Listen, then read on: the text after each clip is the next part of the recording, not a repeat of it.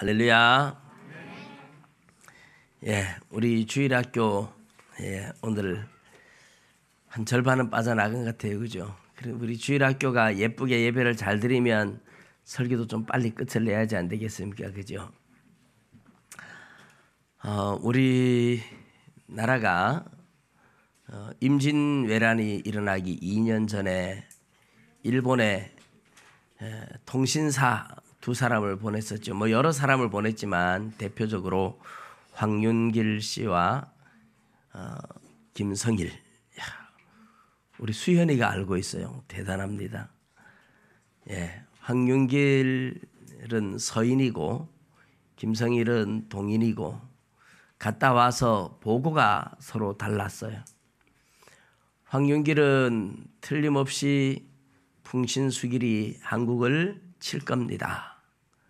근데 김성일은 하는 말이 토요토미 히데요시는 우리나라를 칠 사람이 아닙니다. 이렇게 일본 말로 하면 토요토미 히데요시인데 이제 그걸 한문으로 쓰면 풍신수길 이렇게 되죠.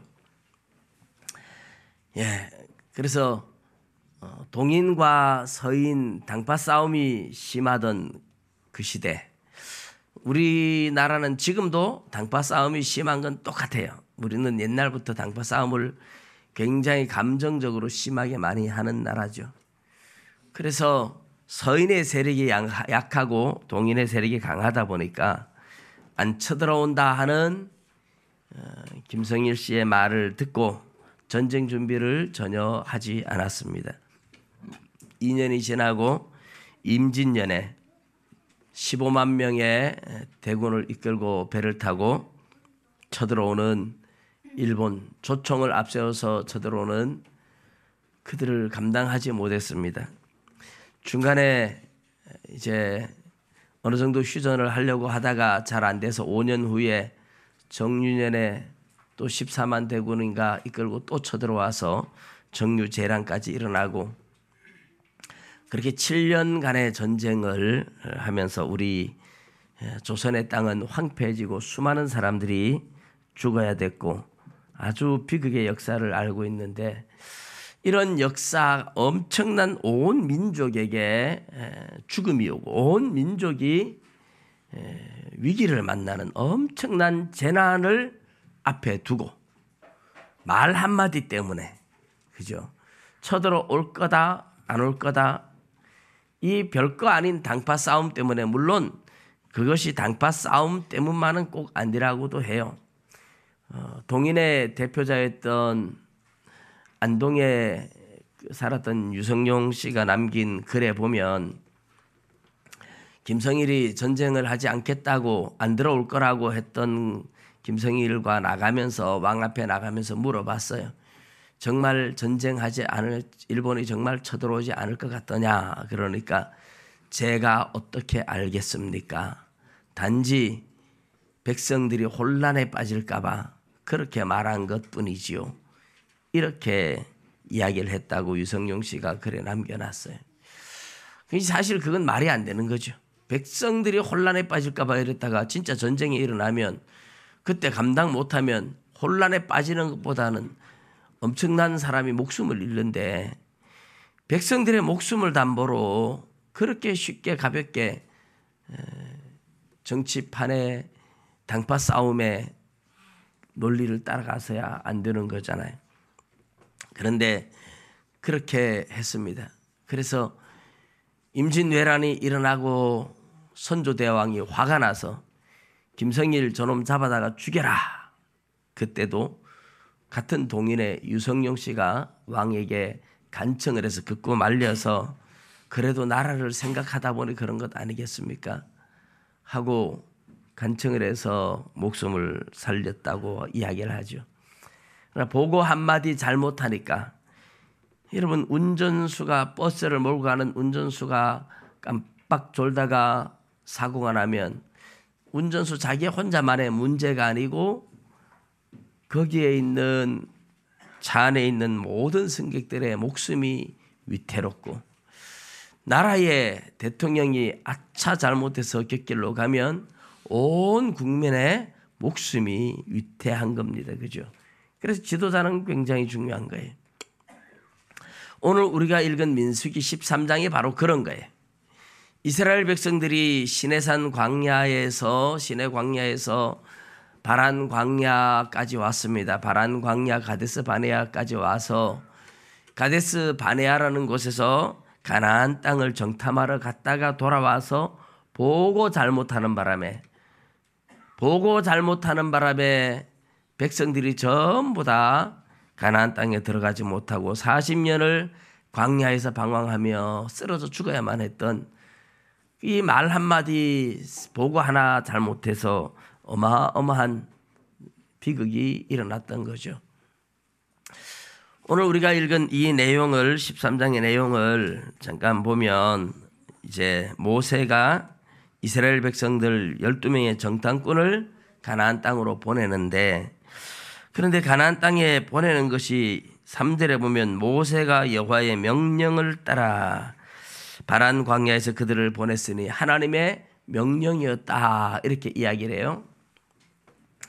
하나님의 명령인데, 근데 신명기 1장 19절부터 우리가 보면 이스라엘 백성들이 가나안 땅에 정탐꾼을 좀 보내서 미리 정탐하게 해 주세요 하고 백성들이 먼저 요청했다고 나오고 있습니다.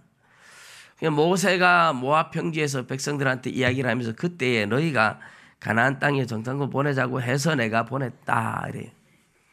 성경이 서로 모순되는 것처럼 보이지만 이런 것은 모순이 아니고, 예를 들어서 이런 거예요. 사울 왕을 세울 때에 백성들이 먼저 왕을 세워달라고 간청을 했어요. 간청을 하니까 하나님께서 그것을 허락하고 사울을 왕으로 세워라, 이렇게 되는 거잖아요.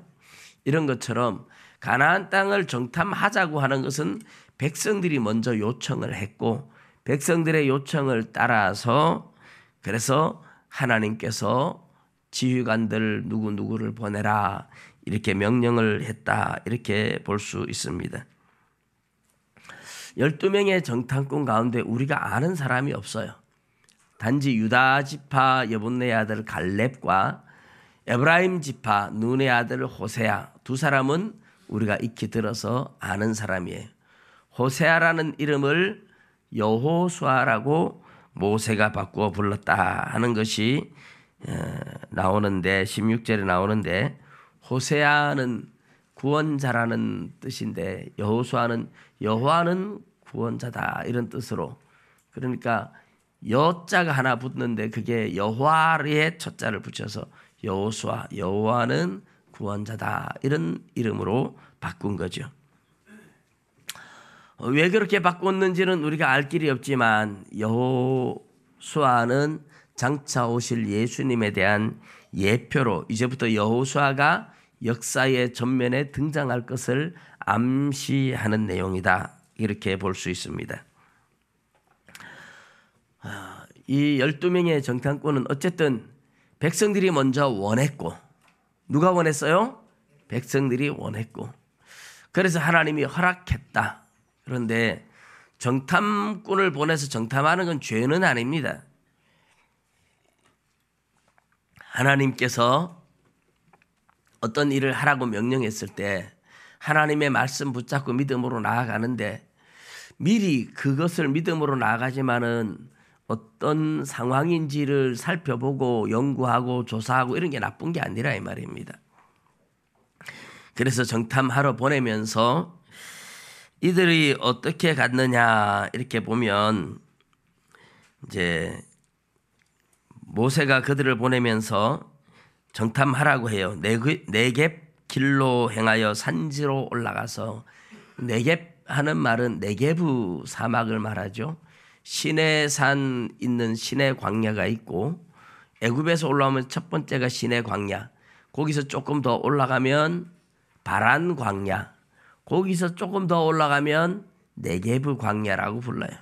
이 네게브 광야 지역은 유다 산지와 같이 이렇게 맞물려 있는데, 광야 지대에는 광야라고 해서 그냥 평탄한 길이 아니고 막 돌산들이 많이 섞여 있기도 합니다.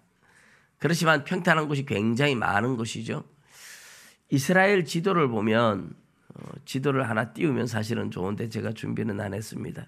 지중해 바다 쪽으로는 땅이 평지예요. 평지고 그 평지에서부터 살짝 언덕으로 올라오다가 구릉지가 살짝 생겼다가 이 구릉지를 쉐펠라라고 부르는데 구릉지가 생겼다가 아주 험악한 산지로 이렇게 높은 산지로 올라갑니다. 높은 산지로 올라갔다가 요단강 있는 데가 뚝 떨어졌다가 다시 요단강 건너 바란 광야라고 또 산지가 또 이렇게 형성이 돼요. 이 요단강이 흐르는 이 지역은 바다보다도 훨씬 낮아요. 갈릴리 바다가 해발 마이너스 200m입니다. 그러니까 이 산지 너머에 바다보다 200m 낮은 데 갈릴리 바다가 있어요. 거기에서 요단강이 흘러내려가서 사해 바다는 바다보다 400m가 더 낮아요. 해발 마이너스 400m입니다. 이렇게 마이너스 400m를 푹 들어가고 그러면 예루살렘과 헤브론이 산지라서 해발 600m, 800m 이렇지만 마이너스 한 400m와 따지면 1km 정도 되는 그러니까 해발 1000m 되는 이런 산지라고 말할 수 있죠. 아주 그렇게 높은 산지는 아니지만 어쨌든 그 나라 지형으로 보면 산악지대입니다. 제일 아래쪽에 부엘세바라고 우리 성경에서 많이 나오는 우물이 있는 유다 산지의 네게브 끝자락에 오아시스가 있는 그래서 거기는 마을을 형성하고 사는 아브라함과 이삭과 야곱이 살았던 부엘세바가 있고 거기서 산지로 올라가서 높은 산지에 헤브론이 있고 헤브론에서 더 올라가면서 예루살렘, 베들레헴 이러면서 전부 다 산지를 따라서 올라가면서 있습니다.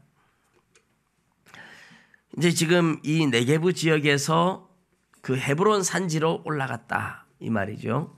헤브론 산지로 올라가서 이제 정탐을 시작합니다.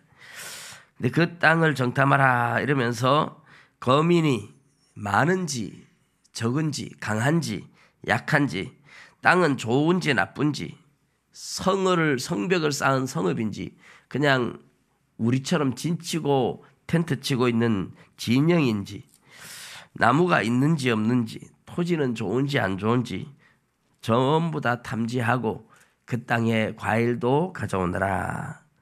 그래서 이제 올라갑니다. 그들이 모세가 말한 대로 네겝으로 올라가서 헤브론에 이르렀다. 그런데 헤브론은 애굽의 소안보다도 7년 전에 세운 곳이다. 애굽의 소안 그러면 애굽의 소안에는 아주 유명한 지혜자들이 있던 곳이라서 애굽의 소안은 굉장히 유명한 곳이에요. 솔로몬의 지혜는 그런 애굽의 지혜자들보다 훨씬 뛰어났다고 이렇게 이야기를 하는데 그런 소안 도시보다 훨씬 먼저 생긴 곳이라 그렇게 이야기를 하며 거기에 아낙 자손 아히만과 세세와 달메가 있었다. 이 아낙 자손들은 거인족을 말해요. 거인족. 아주 키가 큰 거인족들이죠. 골리앗 이런 사람들이 그런 거인족에 해당합니다. 그리고 에스골 골짜기에서 포도송이가 달린 가지를 베어 둘이 막대기에 꿰어 어깨에 맸습니다. 포도송이가 몇 개 달렸는지에 대한 이야기는 없지만 포도송이를 단수로 쓴 것을 보면 그냥 송이라는 자체는 집합체지만은 한 송이 아마 그렇게 보이는 것 같아요. 근데 포도가 굉장히 굵었던 것 같아요. 우리나라의 거봉보다 더 크게 탱자같이 굵은 그런 포도 같아요. 엄청나게 큰 포도가 달려서 메고 또 뭐를 했느냐 석류와 무화과 열매들을 따서 그렇게 가지고 옵니다. 포도나무 열매, 포도송이, 석류 열매, 무화과 열매 세 가지 열매를 취해 가지고 와요. 어쨌든 그렇게 열매도 따고 산지도 가면서 가나안 땅을 40일 동안 쭉 정탐을 합니다.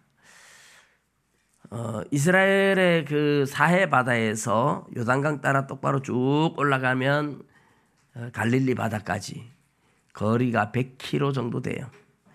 100km 정도 되면 사람이 부지런히 걸으면 하루에 아마 한 40km, 30km 뭐 그 정도 안 걷겠나 이렇게 보면 한 3일 동안 부지런히 걸으면 3일 만에 올라갈 수 있는 길이죠. 평지라면. 산지는 더 많이 걸리겠죠. 그래서 갈릴리 지역까지 올라가서 또 좌우로 두르고 전부 다 두른다면 12명의 정탐꾼이 40일을 다니면 아마 그 가나안 땅의 거의 대부분 다 다녔다 이렇게 볼 수가 있습니다. 그렇게 40일 정탐하기를 마치고 돌아왔어요. 돌아와서 바란 광야 가데스에 이르러서 모세와 아론과 이스라엘 조상의 온 회중에게 나와서 보고를 합니다. 과일도 보여주고 가나안 땅을 이제 이스라엘 백성들이 가나안 땅을 정복하기 위해서 들어가는데 정복하기 전에 먼저 이렇게 정탐을 충분히 했잖아요. 이제 정탐을 하는 사람들이 그냥 객관적인 보고만 딱 해줘도 문제가 생기지 않아요. 객관적인 보고. 있는 그대로만 얘기해줘도 돼요. 그 처음에는 있는 그대로 보고를 해요. 뭐라고 하느냐. 당신이 우리를 보낸 땅에 관즉 과연 그 땅에 젖과 꿀이 흐르는데, 이 젖과 꿀이 흐른다는 말이 좀 상징적인 표현이긴 해요. 뭐 양을 많이 먹이고 염소를 많이 먹인다고 그냥 시냇물처럼 젖이 흐르는 건 아니죠. 그러나 그만큼 비옥하고 많은 짐승떼들이 있다 이런 말이죠. 꿀이 흐른다.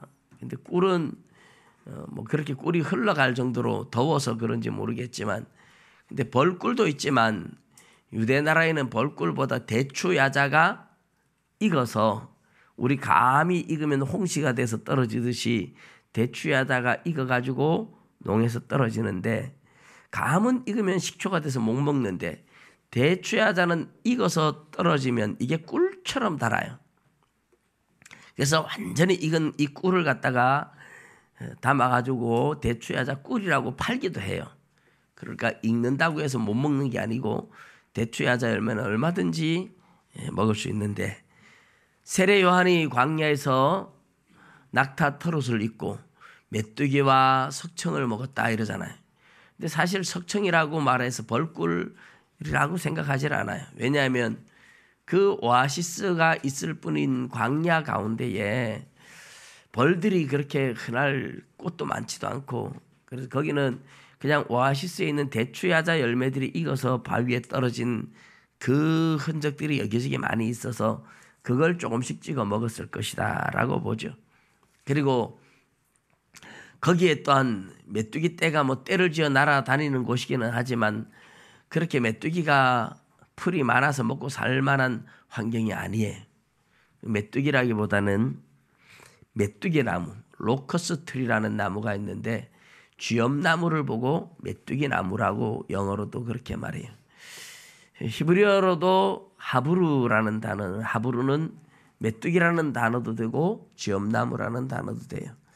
그래서 쥐엄나무 열매, 우리 누가복음 15장에 보면 탕자가 먹던 거죠. 그래서 쥐엄나무 열매와 그 대추야자를 먹었을 것이다. 대부분 학자들이 그렇게 이해를 합니다. 어쨌든 젖과 꿀이 흐르는 땅이다. 비옥하고 좋다. 이 객관적인 보고예요. 있는 그대로 보고 온 거죠. 그리고 이것은 그 땅의 과일입니다. 아주 실한 과일. 포도송이가 얼마나 컸으면 막대기에 꿰가지고 두 사람이 어깨에 매야만 했을까요? 그럼 뭐 그런 열매 하나만 보여줘도 그 땅이 얼마나 좋은지 알 수 있어요. 그러나 그 땅 거주민은 강하고 성읍은 견고하고 심히 클 뿐 아니라 거기서 아낙 자손을 보았으며 아말렉 이는 남방 땅에 거주하고 헷인과 여부스인과 아모리인은 산지에 거주하고 가나안인은 해변과 요단가에 거주하더이다. 우리는 요거까지도 뭐 객관적인 보고로 이렇게 봐줄 수도 있어요. 어쨌든 그 땅 거주민은 강하다. 강한지 안 강한지 싸워보지도 않았어요, 사실은. 그죠? 이런 거는 완전한 객관적인 보고라기보다는 자기들의 생각을 첨가해서 주관적인 보고예요. 강하다. 그리고 성읍은 견고하고 심이 크다. 성읍이 견고하고 크다, 이거는 뭐 객관적으로 볼 수도 있어요. 그런데 견고하다 이 말을 쓰면 안 되고 성이 굉장히 크게 생겼고 튼튼해 보입니다, 이렇게 말하는 것과 견고하고 심이 크다, 아낙 자손도 봤다. 아낙 자손은 보기는 했죠. 근데 이 정탐꾼들이 자기들의 보고 온 사실을 있는 그대로 보고를 한다기보다는 자기들의 생각을 조금 플러스 시켜서 보고를 하기 시작해요. 뭔가 미심적인 것을 느끼는 갈렙이 얼른 모세 앞에서 백성을 조용히 하게 하고 이르되 우리가 곧 올라가서 그 땅을 취하자, 능히 이기리라. 갈렙이 하는 말이죠. 예, 그 땅이 성이 크고 견고하고 아낙 자손도 받고 강하다, 이런 얘기를 했지만은 갈렙이 당당하게 하는 말이 뭐예요? 올라가서 취하자, 우리가 능히 이기리라. 우리는 얼마든지 이길 수 있다. 이게 이제 믿음의 보고입니다. 그런데 그와 함께 올라갔던 사람들은 이르되 우리는 능히 올라가서 그 백성을 치지 못하리라. 그들은 우리보다 강하니라. 백성들의 주관적인 보고가 우리는 올라가서 그 사람들을 칠 수 없다라고 못을 박아버렸어요. 올라가서 칠 수 없다. 왜냐하면 우리보다 그들이 강하다. 이스라엘 자손 앞에서 그 땅을 정탐한 그 사람들이 그 정탐한 땅을 어떻게 했다 해요? 악평하여 이르되, 악하게 평가하기 시작했어요. 조금 전에 객관적인 보고를 할 때는 땅이 좋았잖아요. 젖과 꿀이 흘렀잖아요. 그렇게 젖과 꿀이 흐르는 땅이고 좋은 땅이었는데 금방 악평하면서 우리가 두루 다니며 정탐한 땅은 그 거주민을 삼키는 땅이요, 이랬어요. 땅이 왜 거주민을 삼킨다고 할까요? 땅이 사람을 잡아먹나요? 땅이 사람을 잡아먹는 건 아닌데 땅이 너무 좋아서 그 땅을 서로 빼앗으려고 사람들이 싸우고 다투어서 거기 살게만 하면 적들이 쳐들어와서 땅을 삼킨다, 이런 의미로 이해할 수 있겠죠. 전쟁이 자주 일어나는 그런 지역, 이렇게 볼 수 있겠죠. 그러나 이런 것도 정탐하면서 뭐 전쟁이 얼마나 일어나는지 어떻게 그런 걸 다 알겠어요. 이런 내용이나 저런 내용들이 전부 다 주관적인 자기들의 생각, 자기들의 이런 걸 자기들의 믿음이라고 해요. 믿음, 자기들의 믿음을 지금 드러내고 있는 겁니다. 뿐만 아니라 거기서 본 모든 백성은 신장이 장대한 자들이며, 조금 전에는 아낙 자손만 장대했잖아요. 그런데 모든 백성이 신장이 장대하다고 이야기를 해요.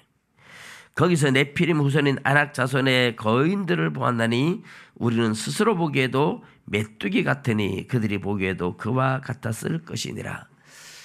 자기가 자기를 스스로 볼 때 메뚜기 같다. 그래서 어떤 사람들은 이런 걸 메뚜기 신학이다, 이렇게 표현하는 사람들도 있어요.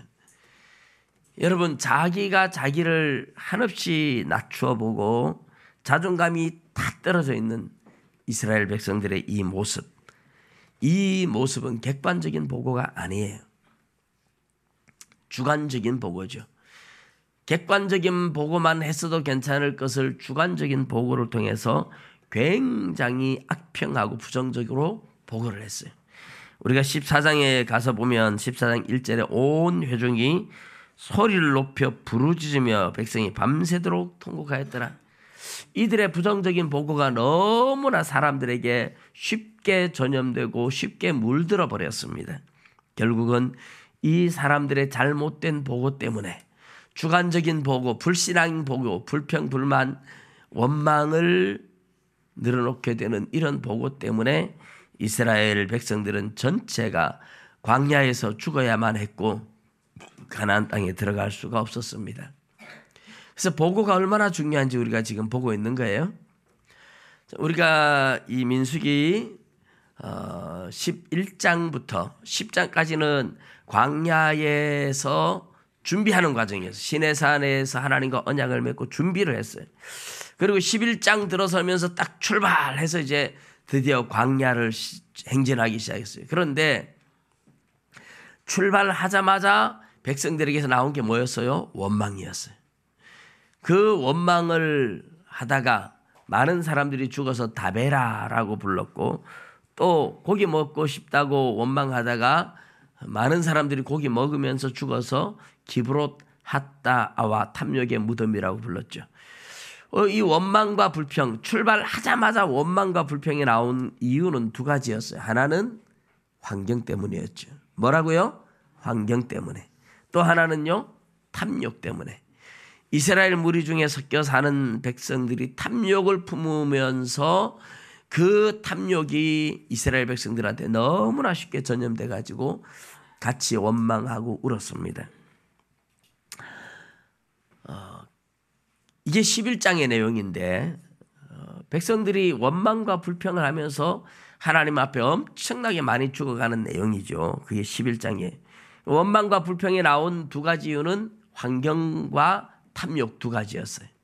그래서 엄청나게 많은 사람이 죽었어요. 근데 12장에 가면 미리암과 아론이 모세를 비방했죠.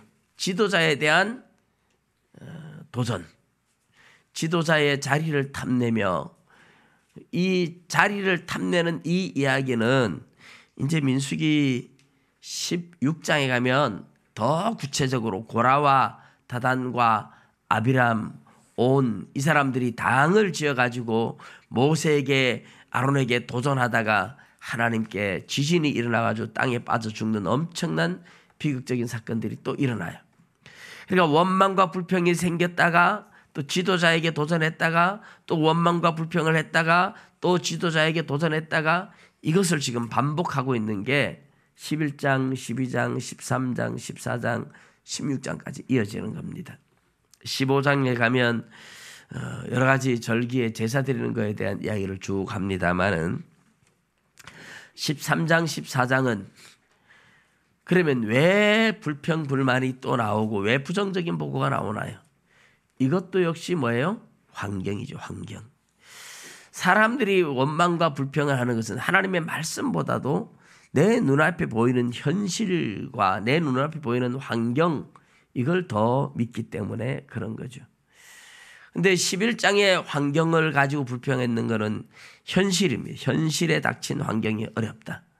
근데 이 13장에 14장에 나오는 환경을 가지고 불평하는 것은 지금 당장 우리의 환경이 아니라 앞으로 미래에 대한, 우리가 가나안 땅에 들어가서 과연 그 땅을 정복할 수 있을까, 우리는 못할 거야 하는 미래에 대한 하나님의 인도에 대한 불신앙이죠. 미래에 대한 불안함, 미래에 대한 불확실성, 이런 것 때문에 하나님께 원망과 불평을 했어요. 오늘 우리 그리스도인들이 살아가면서 하나님 앞에 우리 하나님이 참새 한 마리가 땅에 떨어지는 것도 하나님의 허락 없이는 이루어지는 법이 없다 그랬어요. 우리의 머리카락까지 다 헤아리고 계신 하나님이라 그랬어요.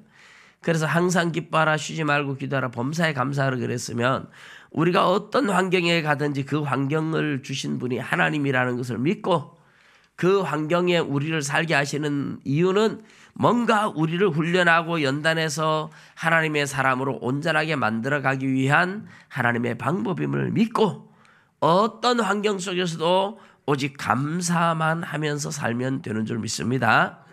언제나 감사만 하면 돼요. 그런데 원망과 불평이 웬 말입니까? 왜 나옵니까?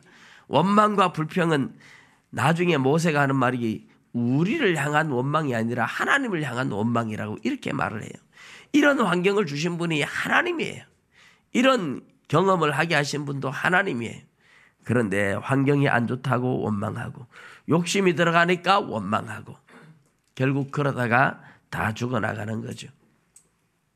현실적인 환경이 안 좋아서 원망하고 불평하는 건 그나마 조금 이해를 할 수 있어요. 근데 미래의 일, 아직 닥치지도 않은 미래에 대해서 하나님의 약속을 믿지 못하고 불안해하면서 앞으로 다가올 미래에 대해서 원망과 불평을 한다. 이건 정말 해서는 안 될 이야기죠. 여러분, 우리가 내일 일도 몰라요, 그죠? 그런데 10년 후에, 20년 후에 노후 준비를 많은 사람들이 이제는 나이가 50이 되고 이러면 노후 준비를 한다, 다 그래 해요. 근데 내 노후는 어떻게 될까? 미리 걱정해가지고 아직 때도 안 됐는데 그때 가면 하나님이 나를 또 어떻게 만들어 주시고 어떻게 또 세워줄지 아무것도 모르는데 미리 걱정해가지고 원망하고 불평하고 막 걱정하고 그럼 뭐예요? 하나님이 보고 뭐라고 하시겠어요? 참 믿음 없는 사람들이다 안 하겠습니까? 내일 일을 염려하지 마라 그랬어요. 한날 괴로움은 그날에 족한다. 무엇을 먹을까 마실까 입을까 그런 것보다 먼저 그의 나라와 그의 의를 구하면 이런 모든 것은 하나님께서 다 하신다고 성경에 분명히 약속을 했습니다. 믿습니까? 내일 일을 위해서 염려할 필요가 없어요. 많은 사람들이 자꾸만 내일 일을 염려해요. 미래의 일을 아직 오지도 않은 미래의 일을 가지고 걱정하고 염려해요. 미래까지 내가 살지 안 살지도 모르는데 그죠? 몇 년 못 살다가 갑자기 사고 나서 갈 수도 있고 하나님이 불러서 갈 수도 있고 많은 사람들이 멀쩡하게 있다 심장마비로 가는 경우도 있고 참 그래요. 그런데 다가오지도 않은 미래에 대해서 이스라엘 백성들은 가나안을 정탐하고 나서 자기들의 주관적인 생각을 플러스해가지고 걱정하고 염려하고 불평하고 부정적인 보고를 했어요. 그런데 이 부정적인 보고를 하는 이스라엘 백성들의 이야기, 원망과 불평을 했던 이스라엘 백성들의 이야기가 인간적으로 보면 틀린 게 아니고 뭐라 그래요? 맞다 그랬죠. 다 맞는 얘기예요. 옳은 얘기예요. 세상적으로 보면 하나도 틀린 얘기는 없어요. 다 맞는 이야기예요. 세상 사람들의 이야기로 보면. 그런데 우리 그리스도인들은 세상 사람들이 없는 것이 하나 있잖아요. 뭐예요? 하나님이 함께 계신 줄 믿습니다. 하나님이 저와 여러분과 함께 계시잖아요. 하나님이 우리를 도와주시잖아요. 그 하나님이 지켜주시잖아요. 거기에 대한 믿음이 왜 없나 이 말입니다. 하나님이 지금까지 만나를 주고 메추라기를 주고 하나님께서 반석을 쳐서 물이 나오게 하시고 많은 기적을 일으켰어요. 홍해 바다를 가르시고. 믿습니까? 하나님이 하신 기적을 봤어요. 눈으로 봤습니다. 귀로 들었습니다. 경험했습니다. 그런데 왜 그 하나님을 못 믿을까요? 수많은 기적들을 경험한 이스라엘 백성들이 왜 하나님에 대한 믿음이 사라지고 왜 그렇게 불안해했을까요? 여러분, 하나님이 여러분의 모든 삶을 도와주시는 줄 믿으시기 바랍니다. 하나님이 저와 여러분 모두를 도와주십니다. 이스라엘 백성들은 그 하나님의 도우심을 믿지 못하는 거예요. 우리의 미래에 대한 불안함은 우리가 하나님에 대한 믿음이 없다는 얘기죠. 하나님이 나의 모든 삶을 책임져 줄 거라고 믿었다면, 그게 말씀이고 그걸 믿는다면 불안해할 이유가 없습니다. 염려할 이유가 없습니다. 할렐루야. 하나님이 저와 여러분과 함께 하시는 줄 믿으시기 바랍니다. 예. 하나님이 함께 하시는 것에 대한 확신이 있으면 두려워할 게 하나도 없어요. 근데 우리는 하나님에 대한 믿음을 다 잃어버리고 현실과 상황, 그러면 세상 사람들과 우리가 다를 게 뭐가 있겠습니까? 세상 사람들이 염려하고 걱정하는 것은 다 그냥 상황, 현실을 보고 하는 거예요. 그렇죠? 우리도 그냥 현실과 상황만 보고 걱정하고 염려하면 세상 사람들과 우리의 차이점이 뭐가 있어요? 아무것도 없잖아요. 세상 사람들이 두려워하는 그 자리에 우리는 하나님이 도와줄 것이라는 걸 믿기 때문에 두려워하지 않는 겁니다. 믿으시기 바랍니다. 여러분과 저의 모든 삶에 하나님이 함께 하심을 믿으시기 바랍니다. 볼지어다 내가 세상 끝날까지 너희와 항상 함께 있으리라. 할렐루야. 하나님의 약속을 믿으시기 바랍니다. 기도드리겠습니다.